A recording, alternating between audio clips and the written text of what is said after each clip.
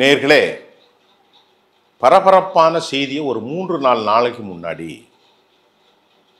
DIG Varun Kumar தலைமையில் திருச்சி ராமஜெயம் கொலை வழக்கு 13 ஆண்டுகள் முடிந்தது. 2012 மார்ச் மாதம் 29, தற்போது 2025 ஆகஸ்ட், இன்றைக்கு 20ஆம் தேதி. 14வது ஆண்டுகளை ஒரு வழக்கு எதுவுமே கிடைக்கலன்னா அந்த வழக்கில் என்ன உண்மை என்பதை நாம் தெளிவாக புரிந்து கொள்ளக்கூடியதாக இருக்கிறது. நான் ஏன் அதை அப்படி சொல்றேன்னு கேட்டேன்னா, இந்த வழக்கில் ஒரு பெரிய ஆளுமை என்று சொல்லப்படுகிறது. இறந்து போனவர் சாதாரணவர் அல்ல. இது 2012 21க்கு பிறகு திமுக சில வாரங்களுக்கு முன்பு, சில மாதங்களுக்கு முன்பு, சில ஆண்டுகளுக்கு முன்பு கூட 2021க்கு அப்புறம் அவங்க நடத்தின எந்த ஒரு முயற்சியிலும் வெற்றி பெறவில்லை. எந்தவித விட்னஸும் கிடைக்கல. இப்போ ஸ்பெஷலாக டிஐஜி வருண்குமார், அவருக்கு உதவியாக எஸ்பி தஞ்சையில் இருந்த ராஜாராமன், இந்த 2 பேரும் இன்வெஸ்டிகேட் பண்ணாங்க.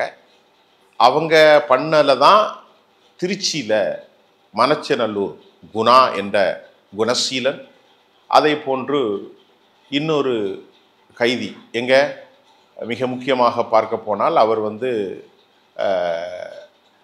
சிறையில், அதாவது பாளையங்கோட்டை சிறையில் இருக்கக்கூடிய ஆயுள் தண்டனை கைதி. இவங்க 2 பேரும் பேசிய பேச்சில் தான் இதெல்லாம் தெரிஞ்சது. இன்னொருத்தர் துரைப்பாண்டியன்லாம் நிறைய கதைகள் வந்தது, அதெல்லாம் நம்ம சொல்லணும்.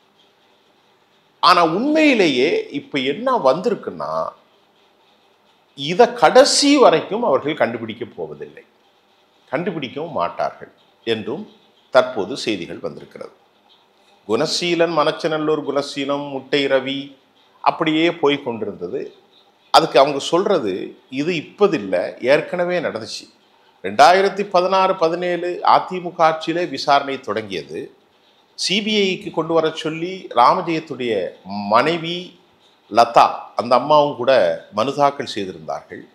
ஆனால் அந்த போக்கில் யூகிக்கக்கூடியவர்கள் ஆயுள் தண்டனை பெற்ற பாளையங்கோட்டை கைதியும் மணச்சநல்லூர் குணா, முட்டை ரவி என்று சம்பந்தம் இல்லாமல் வழக்கை திசை திருப்பும் முயற்சியாக இருக்குமோ என்றும் கேட்கிறார்கள். என்னன்னு கேட்டால், இவர் ஒரு பெரிய ஆளுமை, அமைச்சர் நேருனுடைய தம்பி, இவர் MBA படித்தவர்.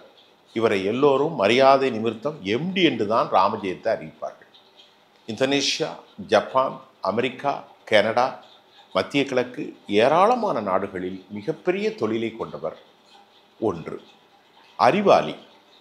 2வது, இவர் தனியமாக எங்கேயும் செல்ல மாட்டார். கையில் லைசன்ஸ் பெற்ற கன் வச்சிருப்பார். இவருக்கு பின்னால் ஆட்கள் வருவார்கள். அவர் பாதுகாப்பு இல்லாமல் வாக்கிங் கூட செல்ல போவதில்லை. அப்போ இப்படிப்பட்டவர் காலையில் வாக்கிங் சென்றார் என்று சொல்வது, கைதி இவர்கள் போட்டு தள்ளிவிட்டார்கள் என்று சொல்வது நம்புவதற்காக இடமில்லை என்று சொல்லப்படுகிறது. இப்பொழுது நமக்கு வந்திருக்கக்கூடிய மற்றொரு ஏராளமான சோர்ஸின் மூலமாக செய்தி என்னன்னா, அவர் காலை வாக்கிங் செல்லவில்லை. நள்ளிரவுக்கு பின் 2 மணிக்கு காலில் சாக்ஸை போட்டுக்கொண்டு லுங்கி அணிந்தவராக, உள்ளாடை ஜட்டி கூட அவர் போடவில்லை, அவர் வெளியே சென்றார். அப்போதுதான் அவரை கடத்தியிருக்கிறார்கள், அல்லது அவருக்கு நம்பகமான ஒரு இடத்திற்கு அழைத்து செல்லப்பட்டு தான் அவர் கொலை செய்யப்பட்டது மட்டுமல்ல, கைகள் கெட்டப்பட்ட நிலையில் அவருடைய ஆண் உறுப்பு வெட்டப்பட்டு அவருடைய வாயில் அது சொருகப்பட்டிருக்கக்கூடிய விவகாரத்தில் பெரிய செய்தி ஒன்று இருக்கிறது என்றும் சொல்லப்படுகிறது. ஆக இப்படி பலவிதமான ஸ்பெகுலேஷன் ராமஜெயம் கொலையிலே போகிறது. டிஐஜி வருண்குமார் நெருங்கியிருக்கிறோம், நல்ல செய்தி வரும். பாளையங்கோட்டையினுடைய 3 ஆயுள் தண்டனை கைதி பெற்றிருக்கக்கூடிய சுடலைமுத்து, அதே போன்று திருச்சியிலே இருக்கக்கூடிய நம்முடைய அவர் பேர் என்னது, திருச்சியினுடைய மணச்சநல்லூர் குணா, இறந்து போன முட்டை ரவி, இப்படி ஒரு சுற்றுவது கொஞ்சம் கூட சம்பந்தம் இல்லைங்கிறாங்க பல காவல்துறையில் ஓய்வு பெற்றவர். என்ன காரணம்னு அவங்க சொல்கிறாங்கன்னா, 20 ரவுடிகளை பிடித்தார்கள். அதில் 13 பேரில் பிரைனிங் மேப், அதை மாதிரி உள்ளார்ந்த நிலையில் மௌன நிலைக்கு கொண்டு வந்து உண்மை கண்டறியும் சோதனை, எதுலேயுமே தகவல் வரலங்க. இது மடைமாற்ற விஷயம். இந்த விவகாரத்தை பார்த்தால் பல கோணங்களில் இந்த நடந்திருக்கலாமோ என்று எண்ண தோன்றுகிறது. 14 ஆண்டுகளாக இருக்கக்கூடிய முக்கியமான சோர்ஸ் நிறைய அழிந்திருக்கும். அதற்கு வாய்ப்பு இனி திரட்டுவதற்கு சாத்தியமில்லை. ஆக இதை மூடப்பட மாட்டார்கள். ஏனென்றால் அவர்களுடைய உறவுகளுக்கு இந்த உண்மை தெரியும் அப்படின்னு சிலவங்க சொல்றாங்க.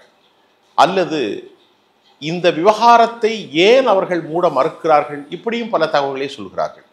அப்போ உண்மை வரக்கூடாது என்றால் உண்மையான கொலையாளி யார் என்றும் அடையாளப்படுத்தவில்லை. ஆனால் பொதுவாக அவர்கள் பேசுவது ஆரம்ப கட்டத்தில் இந்த விசாரணை அவர்களுடைய குடும்பத்தின் நண்பர்களை நோக்கியே சென்றதாகவும் அவருடைய மனைவியை நோக்கி சென்றதாகவும் இப்படியே பலவிதமான விவகாரங்கள் சென்று கொண்டிருந்தது. ஆக அப்படி ஒரு நிலை வந்தால் அது வெளியே வராது. தேவையில்லாமல் ஹிஸ்ட்ரி சீட்டர்ஸ்ங்கிற முறையில் எந்த ரவுடியும் அவரை கொள்ள முன்வர மாட்டார்கள், அந்த தைரியமும் இல்லை எனவும் ஓய்வு பெற்ற காவல்துறை அதிகாரிகளும் பத்திரிகையாளர்களும் சொல்வதையும் பார்க்கிறோம். ஏனென்னா திருச்சினாலே எம்டி ராமஜெயம், ராமஜெயம் என்றாலே எம்டி, வெளிநாடுகளுக்கு செல்லக்கூடியவர். அவருக்கு இன்னொன்று சொல்கிறாங்க, பஞ்சாயத்துகள் ஏராளமான நிலையில் நடக்கும். அவர் ஹோல் இம்போர்ட் பண்ணுறது, சப்ளை செய்வது. அதை போன்று ஆந்திராவில் தெலுங்கு பேசக்கூடியவர் தானே, ஆந்திராவில் ஏராளமான கிரானைட் குவாரிகள், இன்னும் மணல், ஏகப்பட்ட விஷயங்கள். அது மாதிரி பெரிய அளவில் கார் பிஸ்னஸ் இம்போர்ட் பண்ணது, எக்ஸ்போர்ட் நடந்தது. அதை போன்று பெரிய அளவில் இடங்களை வாங்கிறது, விற்பனை செய்வது. அதே போன்று அவருடைய தம்பி ரவிச்சந்திரனுக்கு உருவாக்கப்பட்டதை இவர் தான் மூல காரணமாக இருந்த டிவிஹெச் கன்ஸ்ட்ரக்ஷன். இந்தியாவில் மட்டுமல்ல, எல்லா இடங்களிலும், சென்னை, திருச்சியில் பெரிய அளவுக்கு தொழில். அதே போன்று லோக்கலில் எந்த ஒரு ரிஜிஸ்ட்ரேஷனும் இவருக்கு தெரியாமல் நடக்காது. இப்படியெல்லாம் பல பல பல பிரச்சனைகள் வருகின்ற போது மிக கவனமாக இருக்கக்கூடிய அவர் எங்கு சென்றாலும் ஒரு கப் தண்ணி கூட குடிக்க மாட்டாராம். அந்த வீட்டிலையோ அந்த இடத்துலையோ அவர் கொண்டு போகக்கூடிய தண்ணீரை மட்டும் பருகுவார். அவ்வளவு முன்னேற்பாடாக இருக்கக்கூடியவர். ஆட்கள் இல்லாமல் அவர் வாக்கிங் போகிறது பழக்கம் இல்லை.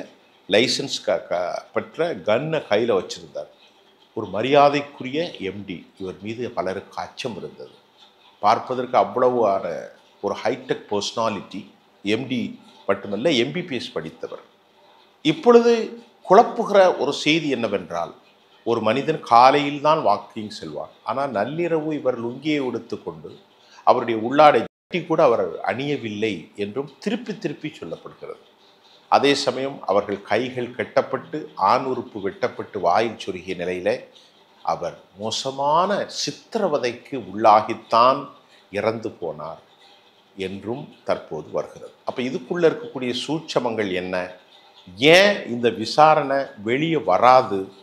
இதில் சம்பந்தப்பட்டவர்கள் யார் என்பதையும் பல கேள்விகளாகத்தான் எழுப்புகிறார்களே தவிர விடை தெரியாத ஒரு விவகாரமாக செல்கிறது.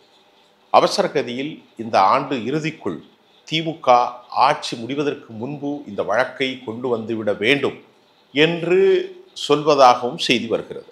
ஆனால் உண்மையிலேயே இந்த வழக்கை ஒரு கால் முடிக்காமல் விட்டால் அது வடிவத்தை வேறு வடிவத்துக்கு சென்றுவிடும் என அச்சம் இருப்பதாகவும், ஆகவே அண்ணா யூனிவர்சிட்டியினுடைய வழக்கை, யார் அந்த சார் என்ற வழக்கை வேகமாக முடித்த திமுக, அதை போன்ற ஒரு காரணத்தினால் இந்த ஆண்டுக்குள் இந்த வழக்கிலும் பலர் கைது செய்யப்படலாம் அல்லது வேறு விதமான நடவடிக்கைகள் எடுத்து இந்த வழக்கை ஒட்டுமொத்தமாக இழுத்து கதவடைப்பு செய்வார்கள் அல்லது புதைகுழிகளிலே புதைத்து ஒரு தீர்வை, ஒரு முடிவை, ஒரு தீர்ப்பை அவர்கள் வெளி உலகத்திற்கு அனுப்பிவிடுவார்களே அன்றி இனி ஒரு காலமும் ராமஜெயம் என்கின்ற மனிதருக்கான குற்றவாளிகள் யாரும் இல்லை என்றும் பத்திரிகையாளர்களும் பலரும் சொல்கிறார்கள்.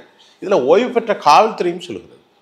அதில் முக்கியமாக கடைசியாக இதில் சொல்லப்படுவது சுடலை முத்தா இதில் பலியாவது யார், அல்லது மனச்சிநல்லூர் குணாவா யார், இன்னும் பலரை கண்டுபிடித்து கூட பிரெயின் மேப் டெஸ்ட் உள்ளார்ந்த மௌன நிலை, உண்மை அறியும் குருவிலும் தெரிவிக்காத இறப்பு. உண்மையிலேயே என்ன கடைசினா, விசாரணை நடத்தக்கூடியவர்களை நடத்தப்படவில்லை. அதுதான் உண்மை. விசாரணை எந்த இடத்திற்கு போக வேண்டுமோ அந்த இடத்திற்கு போகவில்லை.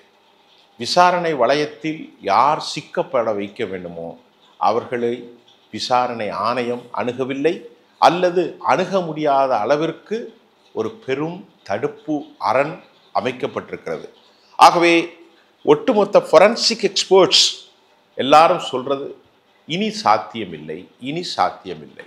ஆனால் ராமஜெயம் என்கின்ற ஒரு மனிதர் வாழ்ந்தார், பெரும் தொழிலதிபராக இருந்தார், அமைச்சருடைய அதிகாரத்தை விட கடுமையான அதிகாரத்தை அவர் கொண்டிருந்தார், அரசியல் ஆளுமையாக அவர் வளர்ந்தார், இப்படி மறைந்தார். இதுதான் செய்தி. இதுக்கு போல எதுவும் வராது என்பதைத்தான் தற்போது செய்தியாக இருக்குது.